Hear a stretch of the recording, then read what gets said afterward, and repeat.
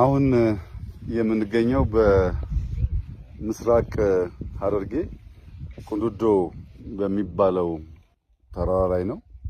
ይሄ ተራራ ከፍተኛ ታሪክ ጠገብ ቦታ ነው። በዚህ ቦታ ላይ አዋቂዎች፣ የሀገር ሽማግሌዎች እንደሚናገሩት የአህመድ ግራኝና ድንግል በ15ኛው ክፍለ ዘመን የነበረው ግጭት እዚህ አካባቢ ላይ ሸሽቶ የመጣው ጦር ሙሉ በሙሉ ከመደምሰስና ታሪኩ ከመጥፋቱ በፊት ውስን ፈረሶች እዚህ ተራራ ላይ እንዲወጡ አድርገው ነበር ይባላል።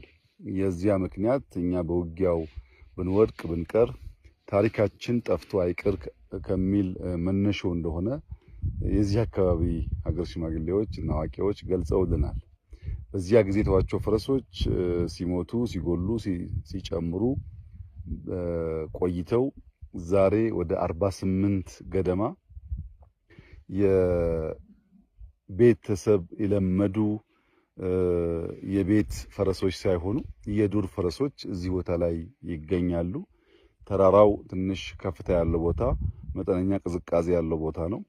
የፈረሶቹን ቅርጽ ያየን እንደሆነ በተለምዶ ከምናውቃቸው ፈረሶች በተለየ ሁኔታ አንገታቸው ረዘም ያለ ነው እና እነዚህን የዱር ፈረሶች እና በዚህ ተራራ ያለውን ሃይኪንግ ሰዎች እየመጡ እንደሚያዩ ሰምተናል። ከዚያም በተጨማሪ ልክ እንደ ባሌ ሁሉ 3-4 ቦታ በጣም